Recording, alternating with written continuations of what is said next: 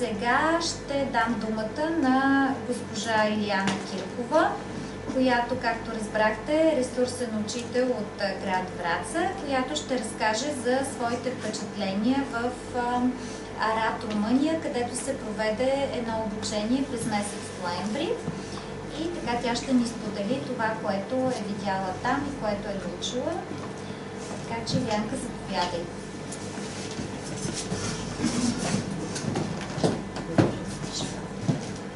Правя ли предпочиташ или предпочиташ да следваш? Добре, заповядай.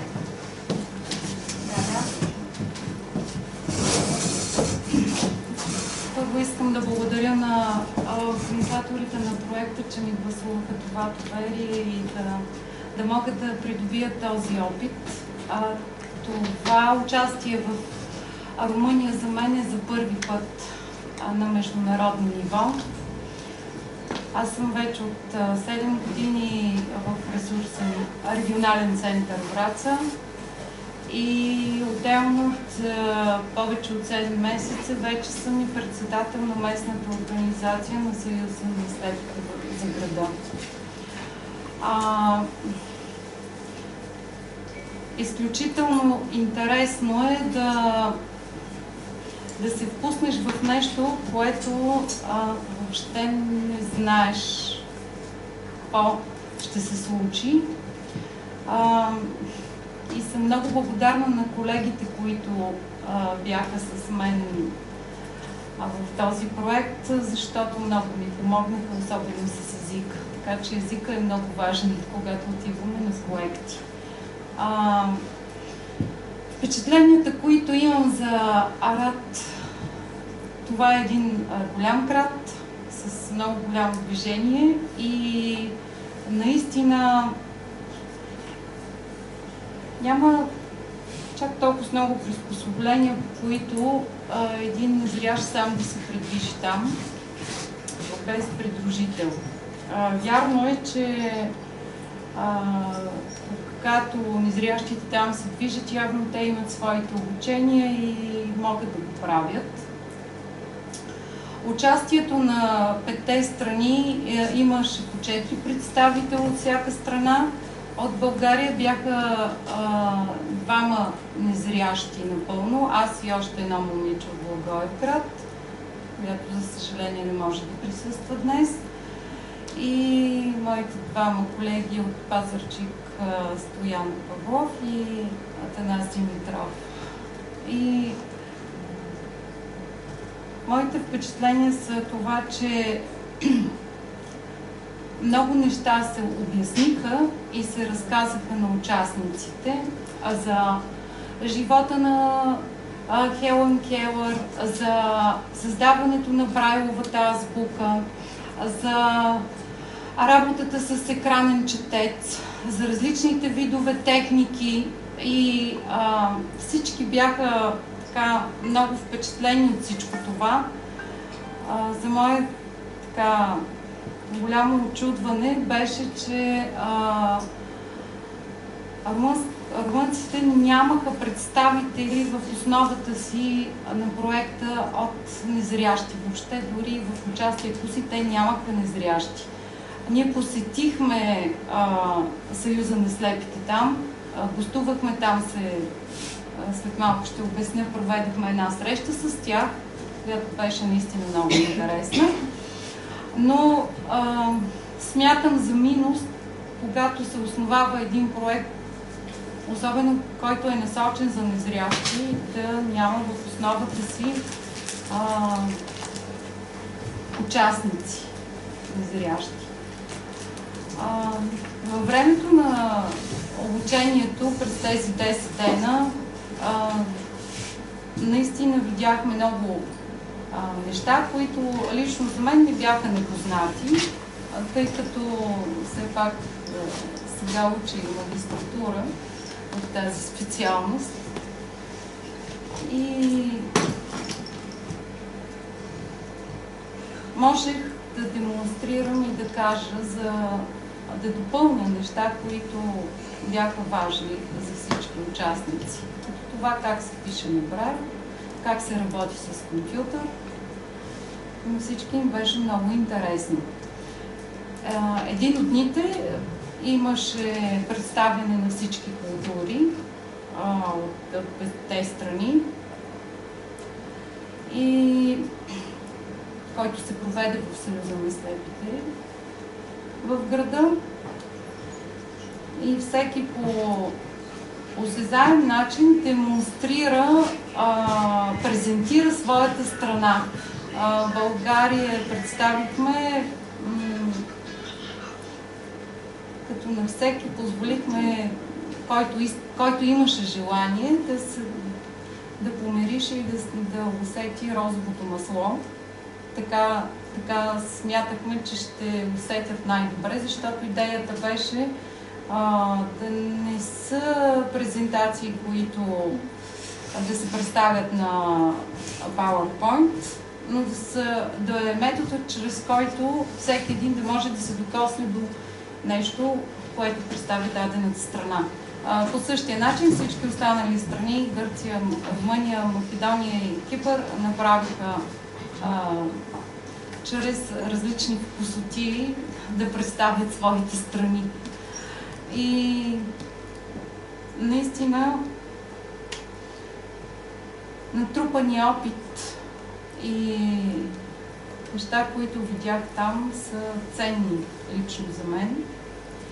Едно нещо разбрах, че за да участваш в един такъв проект, трябва на място да успееш да се включиш адекватно във всяка една дейност, сам да проявяваш инициатива, независимо от това, че не виждаш. Истината е, че по този начин пък всички останали имаха опит как да се случват нещата с напълно незрящи хора. Така че процесът беше взаимно задоволителен и добър в това обучение.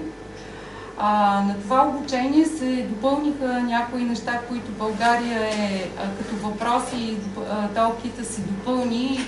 Това обучение, което е направено в България, се допълни от въпроси и пропуски, които има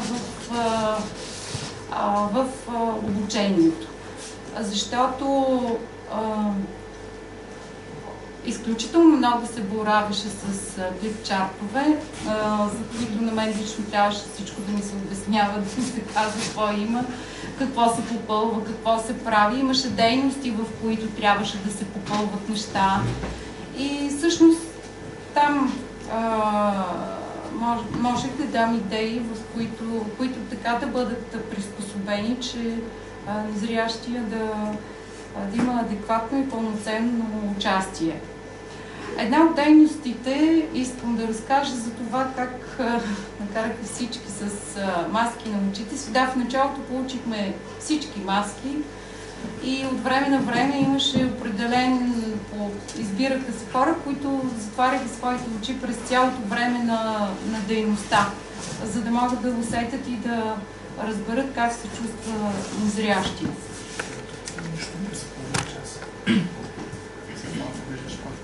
Моля?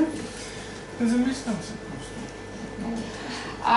Нещото, което аз отбелязах в самото начало, че преди това всеки един е видял обстановката, видял е всичко какво се случва, после си слага маската, той има своята привилегия. И нали, си адекватен в движение и във всичко. Дори да си сложи маската и не се получава кой знае какви конфликтни ситуации. Така че, но една от дейностите беше всички ние по обяснението на един от участниците да нарисуваме, да направим картина. Ще кажете незрящите как участвахме. Участвахме с пластилин и много смешни неща се получиха, защото самия, който обясняваше, не му бяха добри обясненията и се получи един трамвай с колелетата нагоре.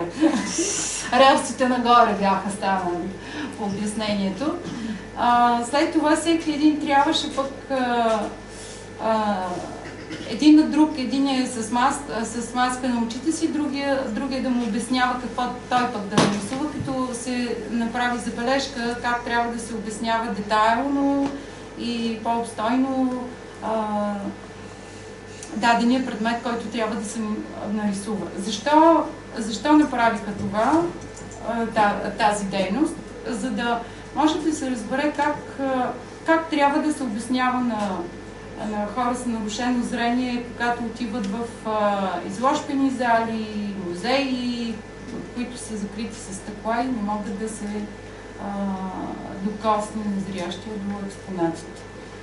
Мисля, че това им беше така идеята, за да всички участници да се докоснат и да разберат всъщност как може да се обяснява визуално една картина и един предмет. Посетихме и едно училището, което е за деца с нарушено зрение в града. Признавам си, ние сме много напред. В база, в обучение, във всичко. А ние имаме ли такива училища вече? Две. Имаме 2 специализирани училища в България, в София и Варна. Но те за незрящи ли са? Че не май липсва вече. Ами, те са за деца с множество увреждания, обаче повечето, но има все още, специално в София, има и деца само с нарушено зрение. А в Румъния как? А в Румъния, честно да ви кажа, това училище, което отидахме, първо не видяхме незрящо дете, не видяхме нищо Брайлово, Значи верно сме напред. Ужасно недостъпна среда, просто едни тесни коридори с много тесни и лоши стълби, от всякъде дебни препятствия. Аз мисля, че те имаха някакво разделение по отношение на училищата, т.е. дали с хора с нарушено зрение, които имат някакво... Значи отвън на табелата пише училище за деца с нарушено зрение. Но дали не ги разделяха на това дали... Значи те ни казаха, че имаше слабовиждащи деца с оголемен шрифт и не знам, много странни класни стаи с едни килими, доста мръсно, ужасно, просто... По принцип, колегите от Румъния са доста впечатлени от препоръките, които Лилияна е дала, що се касае дори за това къде трябва да бъдат настанени хората с нарушено зрение, за хотелите, за средата там.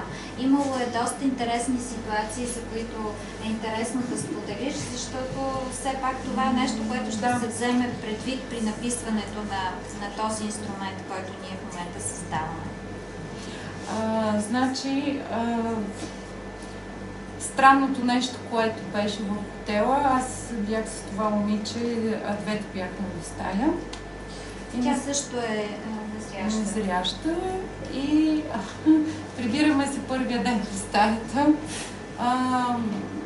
Доста от нещата не си ги намерихме на мястото, където сме се представили. И просто това беше голямо затруднение, дискомфорт. Не, че не си ги намерихме, но все пак трябваше да помолим за помощ. Не са знаели, че не трябва да пипат, да разместват. Да, следващото, и след като казахме да ни местят вещите, защото не виждаме, те пък решиха, че много няма да ни чистят, защото няма да ни... Така между нас го казах. Това просто беше така, за да придобиете представа. Но иначе самата Илияна ни помогна в това да направим един чек-лист, който е специално за това какво... Той е съвсем простичък и се предоставя на различни организации или да кажем на хотела, в случая ако няма опит да посреща гости с нарушено зрение, какво е необходимо на тези хора? Какво трябва те да знаят преди да имат такива гости, за да бъдат подготвени и персонала да не допуска такива елементарни грешки? Защото всички се опитваме да работим в посока за подобряване на качеството на живота и на хората с нарушено зрение. Нали? Така че не бива да ги поставяме в ситуации, в които да се чувстват неудобно, като например да не могат да си намерят обувките, да кажем, или нещо друго, което са си сложили на едно определено място. Така че тя много ни помогна в това отношение. Този чек-лист ще бъде включен. Румънските партньори изключително бяха впечатлени от това, което Илияна и Норел и всичките колеги от българска страна всъщност са показали и искат сега новото изискване, вие ще разберете в дейностите, които предстоят по проекта, е, че ще предстоят по 2 национални семинара в всяка една от страните партньор и 30% от участниците задължително трябва да бъдат с нарушено зрение, така че надяваме се това да помогне за още по-добро разбиране на нуждите на хората с нарушено зрение. Нещо друго, Илянка? Това исках да кажа, че в хотела и в мястото, в което се провеждаше обучение, защото то беше в друга сграда, аз се движих абсолютно самостоятелно. Беше необходимо само да ми се покажат нещата и аз благодаря много на колегата Павлов, който наистина показа ми ориентирите и аз просто нямах проблеми в тези места и удовлетворена съм в това, че аз смятам, че бих казала така на почти 100% се включих във всяка една дейност, без да се притеснявам от това как ще се справя, какво ще се случи. И тогава някакси, да ви кажа, бариерата падна между виждащ и невиждащ. И наистина с македонците много добре се сработихме и езиково, и въобще и в работата, и във всяка една дейност. Действително показаха се много практични неща. За някои неща ние трябваше да внесем малко корекции, като техниките за мобилност и техниките за водене с виждащ водач, защото имаше самите обучители не знаеха как. Т.е. те казват, сега ще си сложите нали, имаше начин, по който се избираха хората, които да си сложат маски, и други, които да направят, да демонстрират тези техники, да ги приложат с този, който си е сложил маската. Обаче преди това не се демонстрираше. И така ние можехме след това да коментираме тези неща, защото когато трябва да обучиш някой, трябва да му покажеш как е правилното и след това да... Не само вербална инструкция. Не вербална инструкция, да. Защото обикновено възприемането на информация е 95% от зрението. 90%. Така че това беше много добро и важно. Само за чек-листа за хотелите, на мен много ми е важно поради многото пътуване. Добавихте ли го това за блокмасите? За блокмасите? Да, задължително. Просто защото в Полша стоях 4 сутрин и гладен. Беше ми неудобно, никой от колегите не искаше да ми предложи да ми помага и аз не исках да гоня никой да... Сутрин в 7:30 хотела не е подготвен да ти асистира. Става страшно. Друго с хотелите е много забавно. В Германия ме таксуваха допълнителна такса куче водач. В хотел, който е предназначен и адаптиран за хора с зрителни увреждания, там специално ме таксуваха, че ми правило много мръсно. Екстра клиник, всъщност така се казваш таксата, екстра клиник. Явно заради Ще пълно е възможно. Да, значи включили сме и това за куче водач, предварително да бъде попълнена коректно анкета, и от незрящия, който ще участва в дадената мобилност, защото могат да се получат много големи недоразумения. И с хранене, и с диети, и с много неща могат да се получат недоразумения. Така че... Можеш да споделиш даже как, примерно, от неразбиране от самият зрително затруднен за това какво се изисква от него, като диета, дали е алергия към нещо или просто е диета към дадена храна. Или въобще... Да, понякога този вербализъм се проявява. Има различни хора. Да. Хора не знаят. Не знаят всъщност как да отговорят на даден въпрос. Затова ние конкретизирахме да има бележки към подобно нещо. Когато кажеш, аз съм алергичен, какво си алергичен, защото в един момент се оказва, че алергичен означава друго. Означава друго, да. На практика. Така че много зависи от незрящия как ще се... Освен да му помогнат другите, той сам трябва да направи своите стъпки за вписване в средата. Тоест,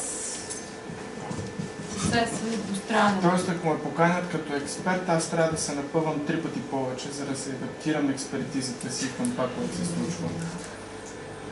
Така ли трябва да го разбирам?